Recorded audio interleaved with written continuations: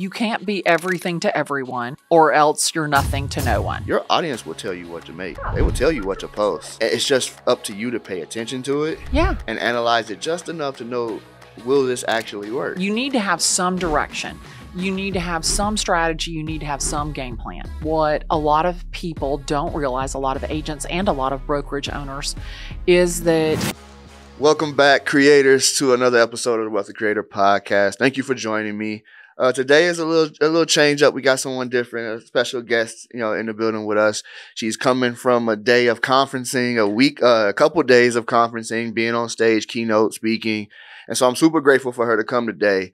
Allow me to introduce you to Glennda Baker. Thank you. Pleasure to meet you. I'm excited to be here, Justin. Yes, thank you so much for coming. Yeah. Again, taking your time out.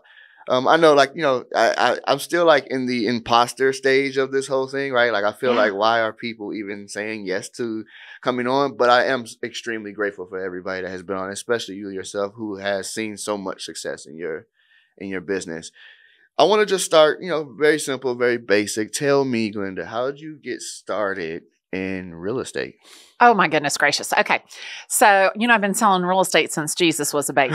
Okay. So almost 31 years. Wow. And I used to design and manufacture ladies' clothing in Atlanta. And I decided I didn't want to do that. And my mom loved real estate. And she said, Pumpkin, you should go be a real estate agent. Oh, wow. And I was in my class, in my real estate class, and the teacher talked about commission. And I raised my hand. I'm like, wait a minute, do you only get paid when you sell a house? And she's like, yeah, it's a commission-only sales job. And I'm like, you don't get a paycheck on Friday? And she goes, no. And I go to my mom, I'm like, oh my gosh, you didn't tell me that. I had no idea. That's how green I was about real estate. But it was,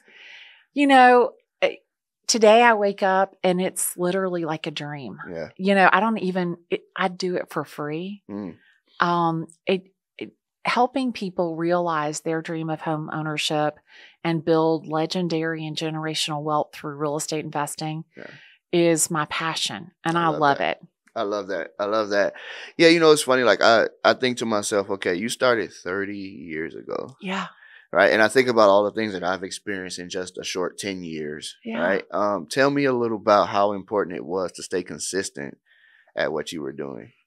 Well, if you're not consistent, you have a heartbeat business. So it goes up, it goes down, it goes up, it goes down.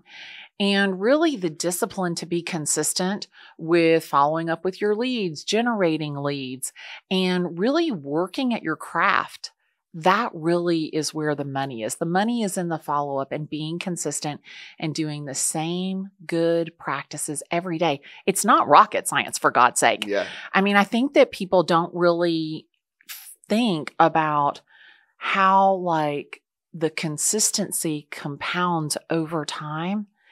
And you think it's an overnight success because you wake up and one day you're successful. But the thing about it is that it takes, that consistency to lead up to it. And that's really where all the money is. Yeah.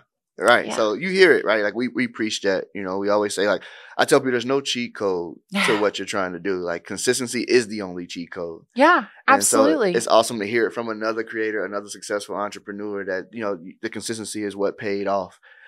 Speaking of that, you're at almost, you're headed towards that 1 million follower on TikTok. Yeah. How'd you get started with TikTok?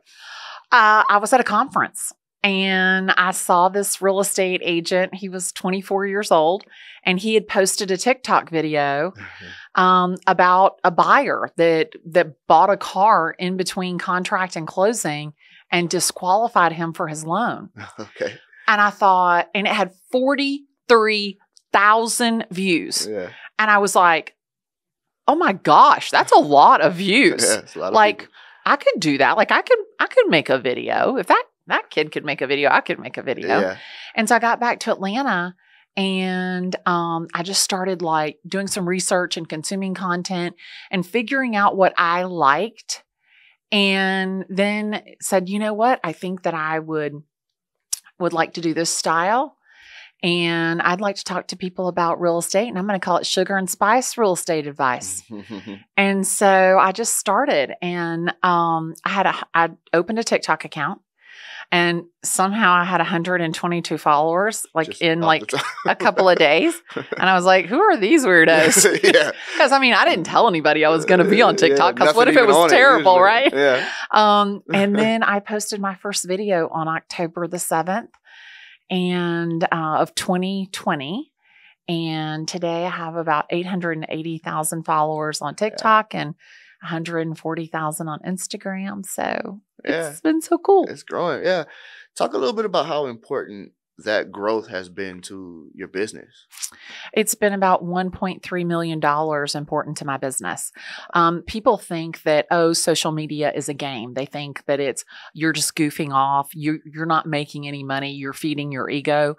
And that's really the biggest mistake that people make when they're doing content creation. They're making it for their ego. They're making it for vanity. They're making it for virality. When really the secret sauce of video content creation is about visibility and value. And if you're going to bring value to your audience, you're going to get visibility. And that visibility is going to create a lot of money for you. That's good. That's good. Yeah. You know, you said a lot right there because people, I hope like y'all need to run that back and listen to that again because it is so true, right? Like it's so true. And I think when I think of other creators who are really wanting the fame more than they want the opportunity. Yeah. I think they're fighting a losing battle. Yeah. Right? It's so hard. And when I say it's so hard to be famous, it's so hard to be famous for something. Right. Right. Like it's very easy to get views. Right. Well, yeah. And you can manipulate. I mean, anybody can do smoke and mirrors. I mean, I can go stand by a Lamborghini. Yeah. I can go stand by a $20 million house. But ultimately, the proof is in the pudding. Yeah. And it is your skill set. I couldn't meet you at 123 Banana Street, the $20 million house, and not know my head from a hole in the ground, and you would buy the house from me. Right. I've got to have something behind the chops to make it work. So I think that social media is such an interesting part of business strategy. And I think there's so many people that are not taking advantage of it. Mm-hmm.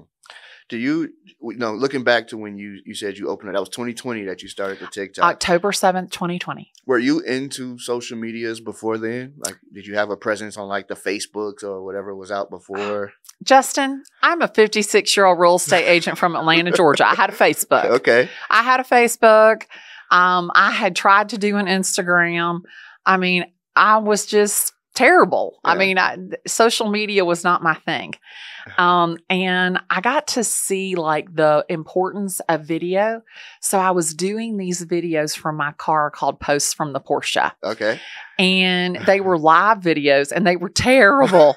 They were terrible. Yeah. But it kind of got me like over the hump of, my hair and, that's not the right word. And that doesn't sound right. And, it got me over that hump. So, I think that I kind of cut my teeth there.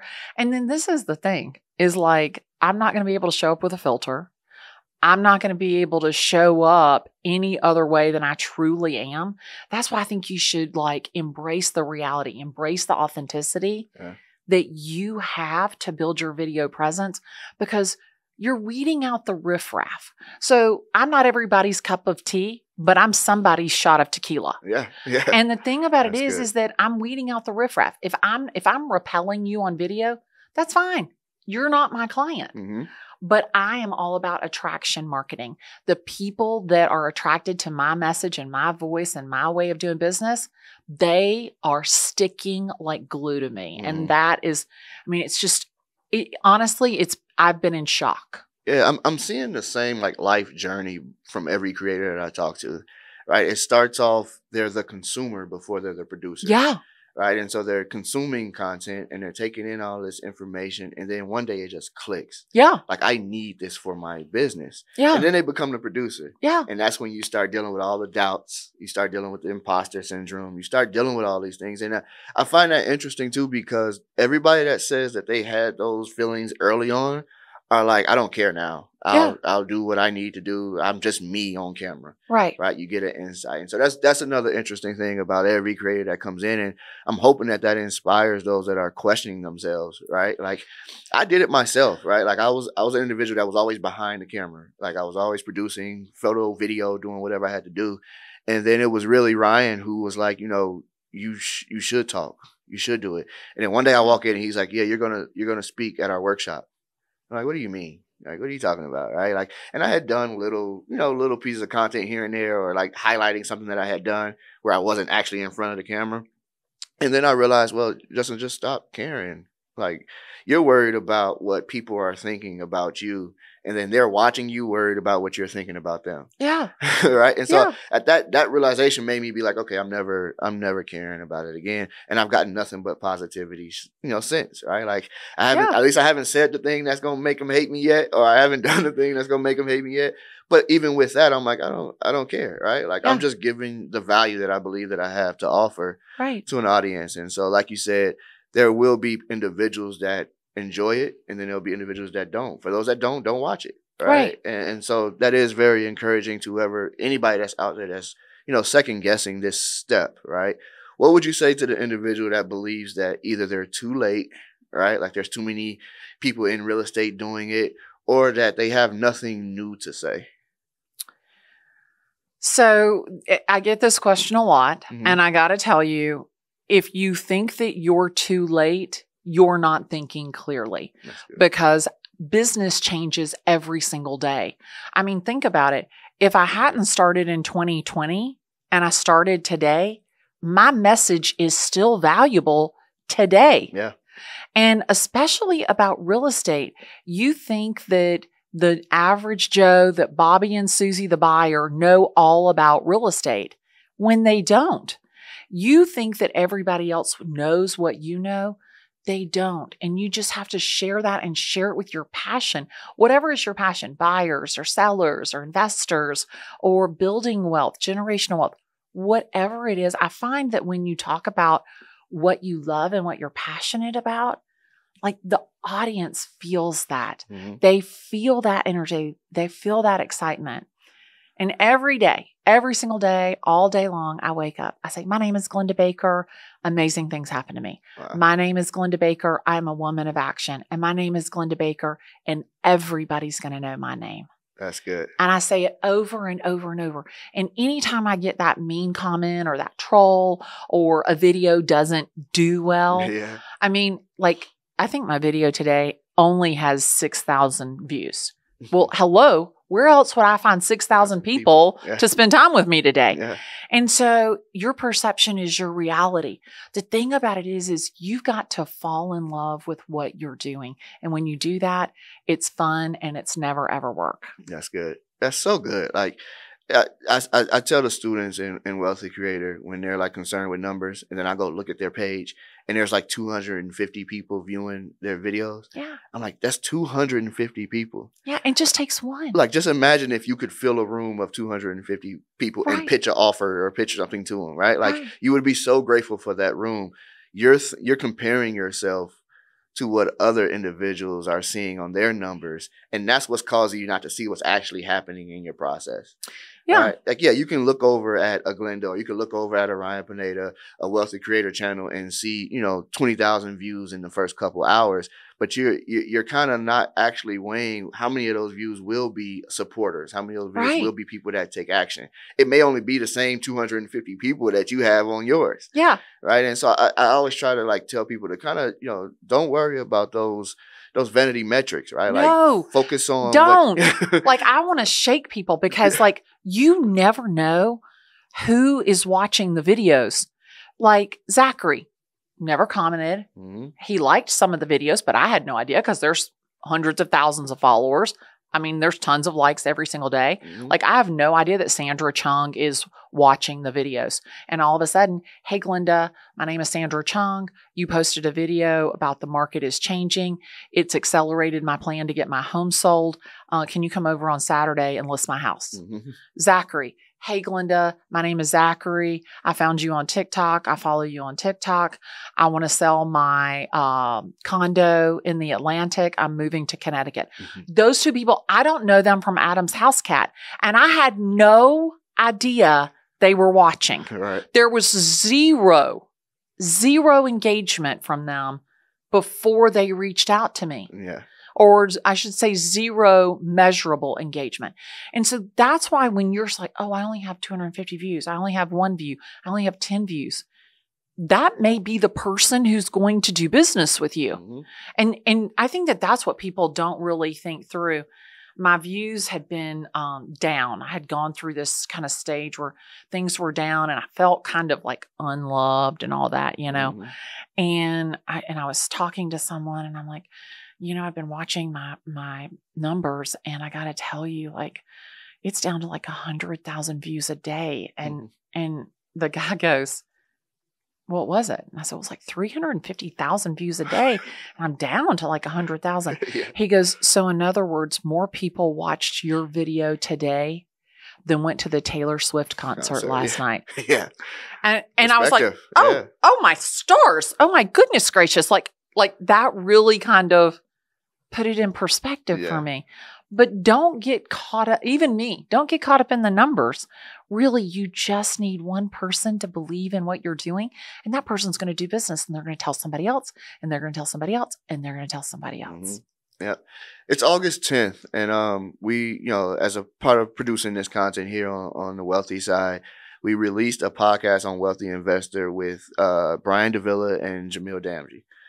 And one thing that stuck out with me that Jamil said in that podcast, he was speaking of Pace Morby, and he goes, one relationship has made me millions of dollars. Yeah. And I was like, man, like that, like not only, you know, it doesn't forget the relationship part, right? Like they're connected and it can only be, you know, I get an opportunity to speak with individuals, but I also get an opportunity to post content and get views. And all I need is one relationship, right? Like one relationship. And so it really, that one hit home for me because I was like, people don't think about that, right? Like they're more concerned with, you know, trying to see, you know, get the numbers as high as possible than they are about the relationship too that comes with that.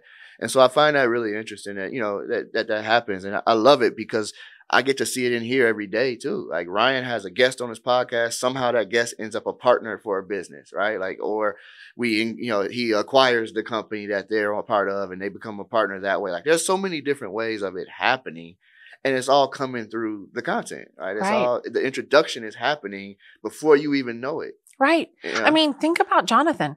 Like you don't know me. Yeah. Like, hello, like, oh, this girl Glennda is going to come be on the podcast. You're like, oh, my stars and stripes. Yeah. And Jonathan knows me from my seat stories, from church, from Clubhouse. Like he doesn't live in Atlanta. Yeah. So like, think about it.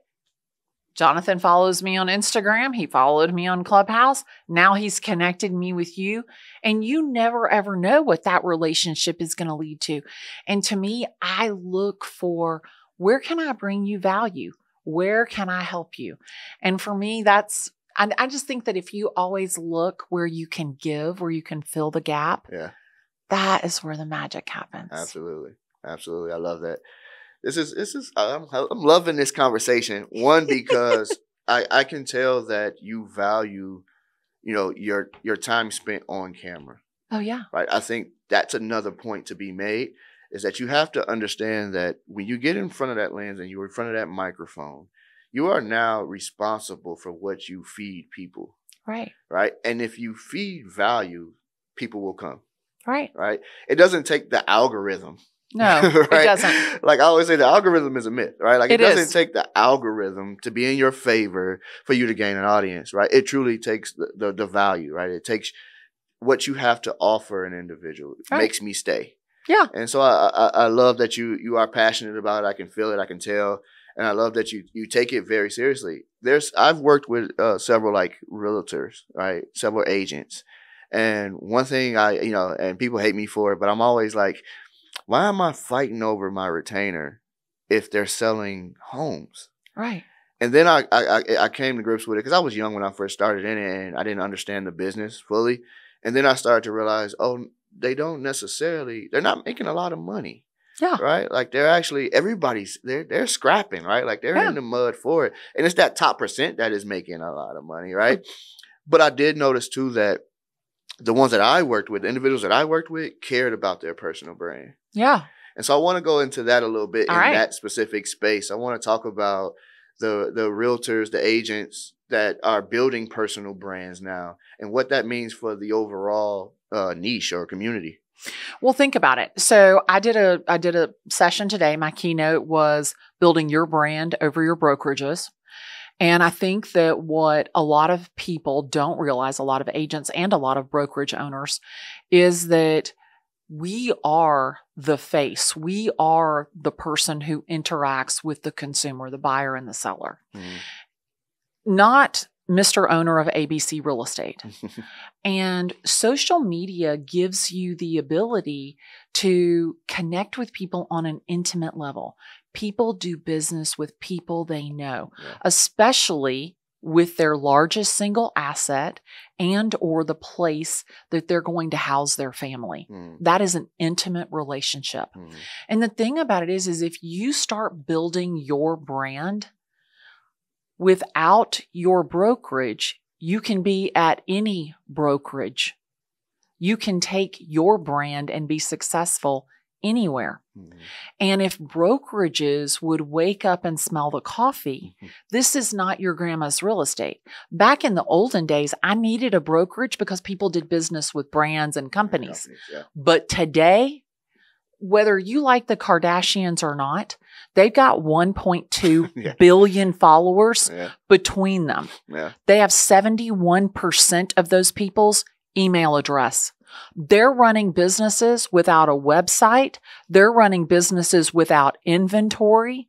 Like, do you get the magnitude of the profit of the businesses that they're running? All off of their own brand. There isn't any company backing them. In fact, Dolce & Gabbana really hit the nail on the head and said, hey, we'll give you all of the clothes, just wear them and we'll pay you. And that's what brokerages should be doing. They should be saying, we'll give you all of the leverage that you need. We'll give you whatever you want.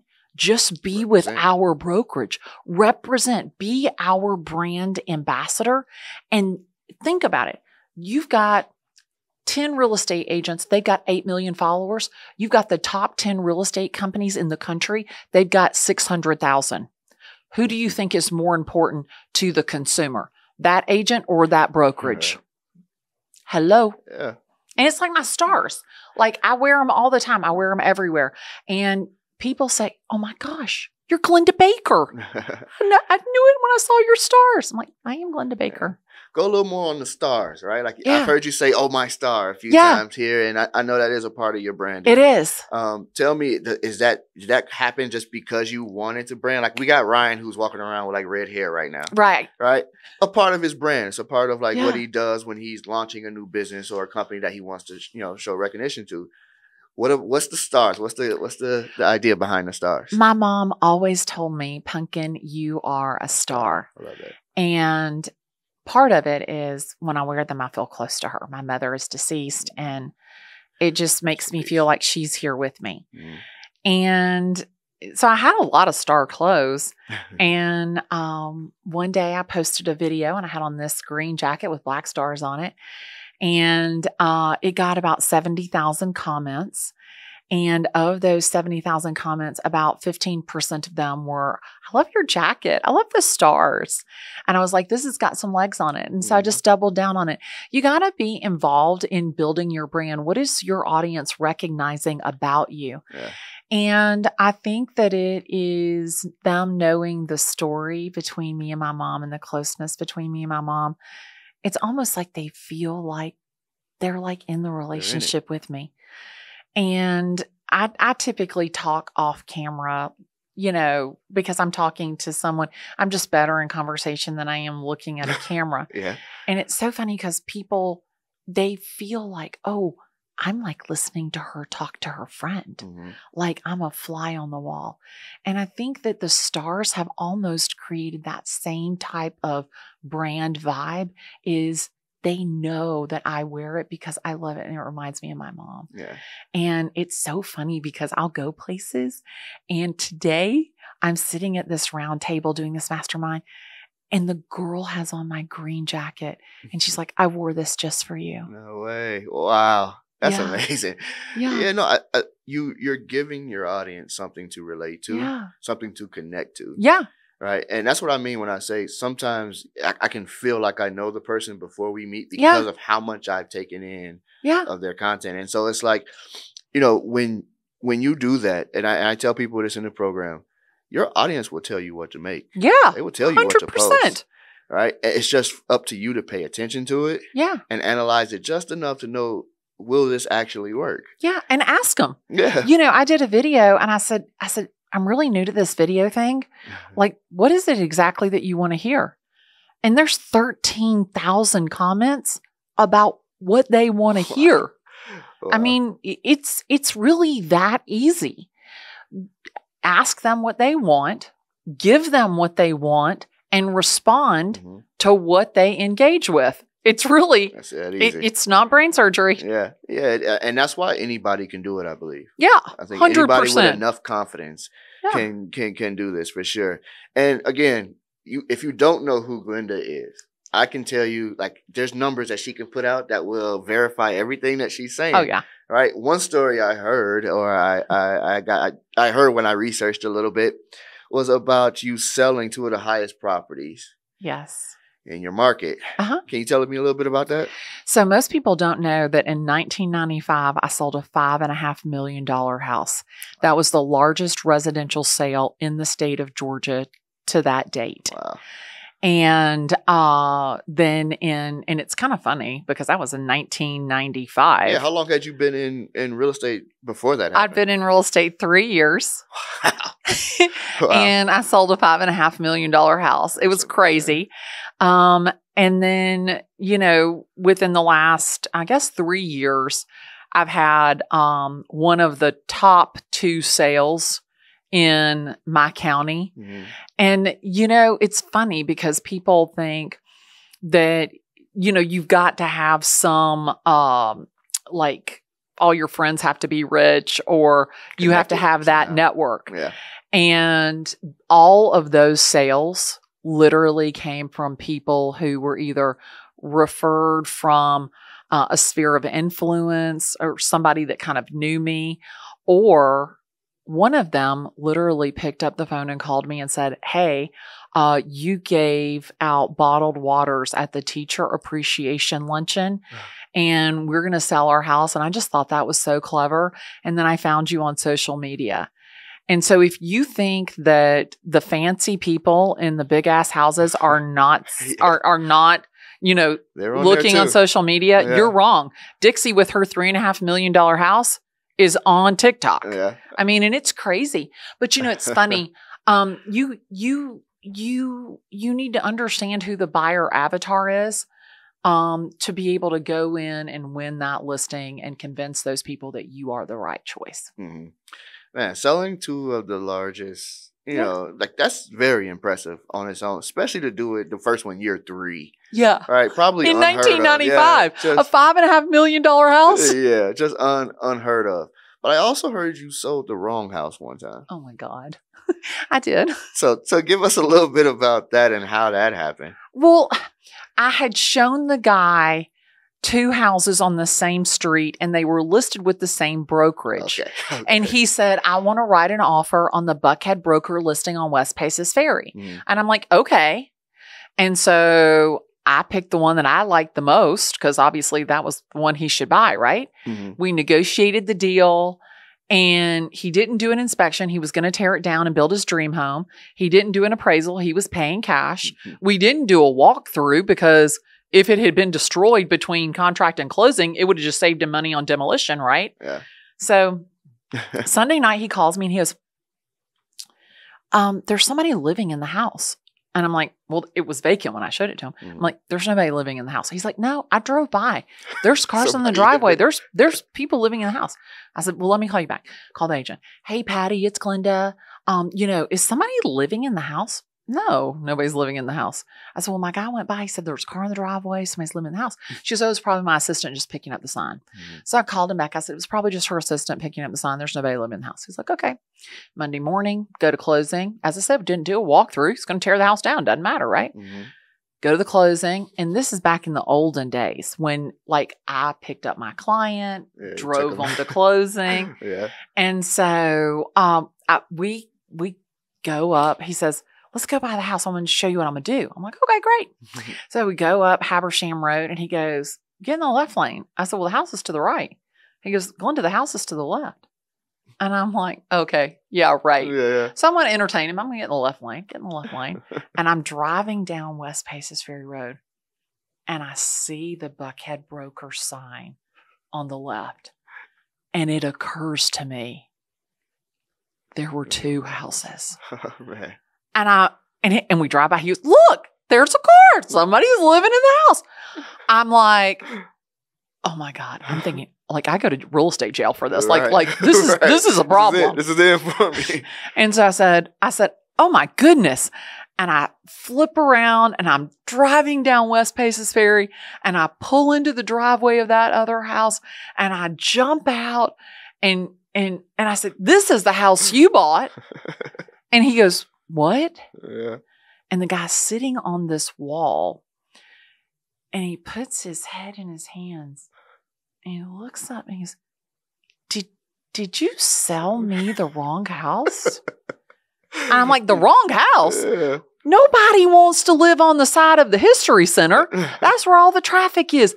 That was 1/4 of an acre. You would have gotten it for, this is an acre on West Paces Ferry. The wrong house. This is the right house. And he goes, I'm like, look, the garage, the pool, you can build anything you want.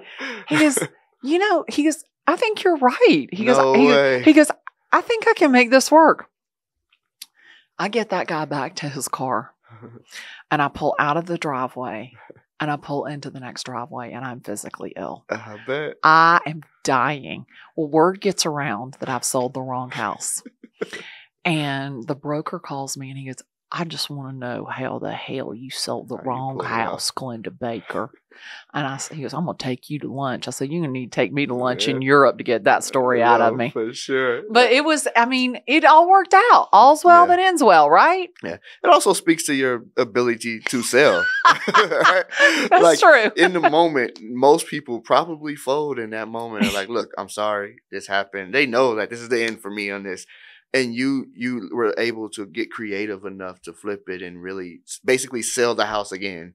Absolutely. And so kudos to you for that. That's an amazing story, though. Well, it's the buzzer beater. Yeah. It really does define, like, I am the Michael Jordan of real estate. Mm-hmm. Like, hand me the ball and let me take the shot because I truly do believe I'm the best. Yeah.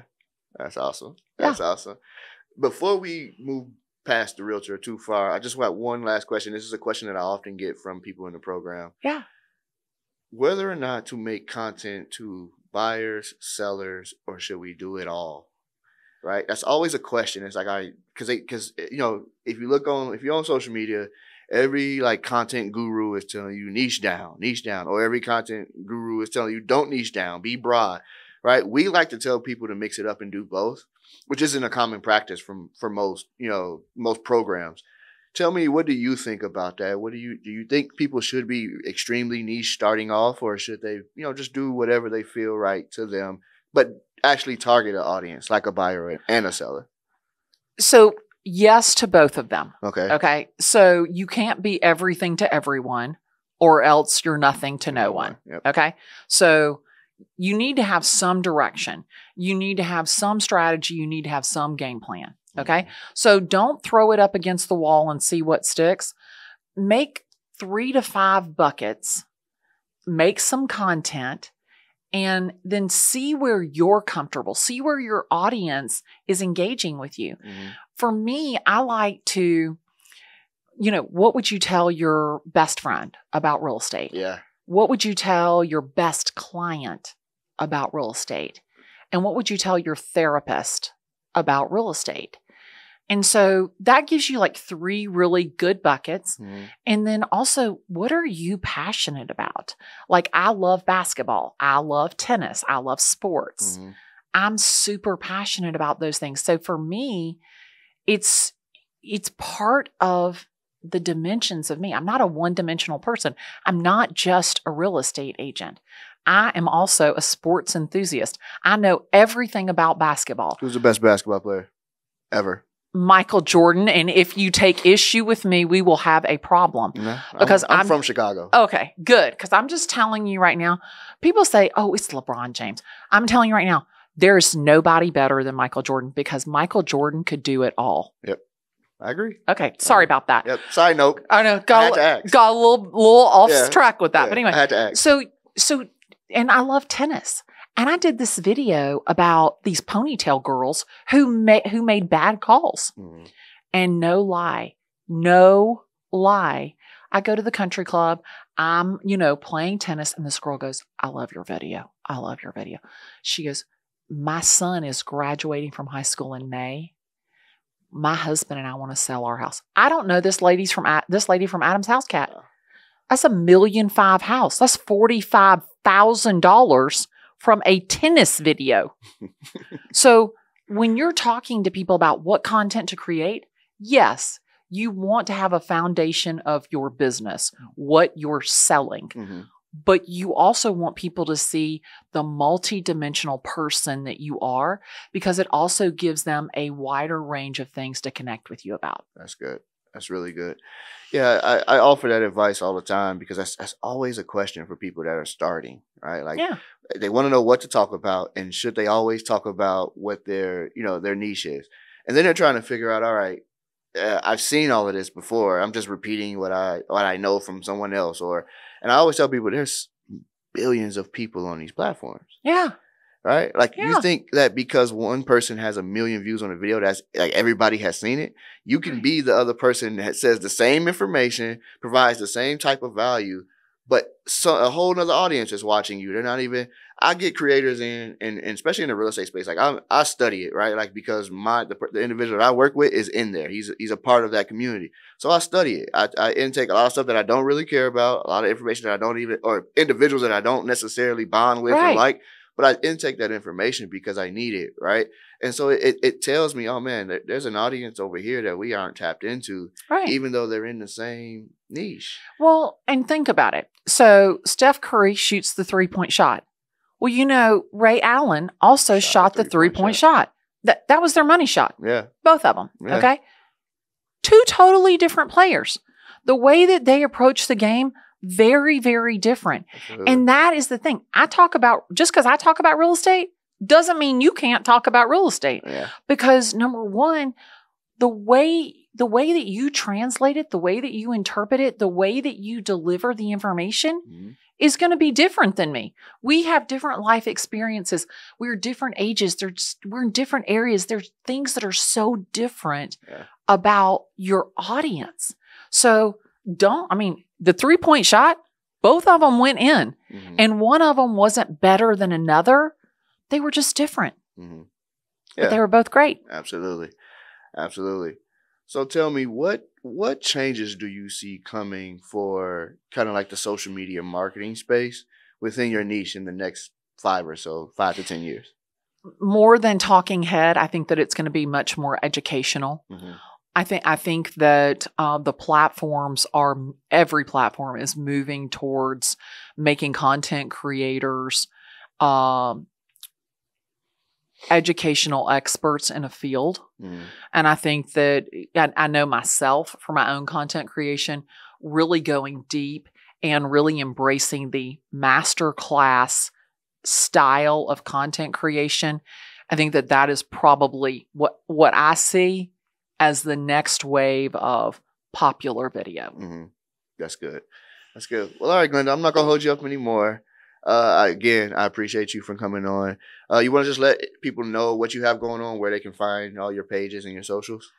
Okay, so my name is Glennda, Glennda, so 2 N's, Glennda. And you just Google Glennda. So whatever is your platform of choice, that is where you can find me. Appreciate it. Thank you so much for coming in. And again, like, you're awesome. All right. I just want to say it and affirm that where you like what you're doing is amazing. I know you're helping a ton of people too. So hopefully I can get you back on. We can talk more sports. Absolutely, 100%. I played college ball, so when I asked you that question for a reason. I judge people that say anybody other than MJ, but I do again. Seriously, I thank you for coming. It's just been another episode of Wealthy Creator. Please follow the links below where you can find her pages and everything that we discussed today. All right, creators, I'll see you later.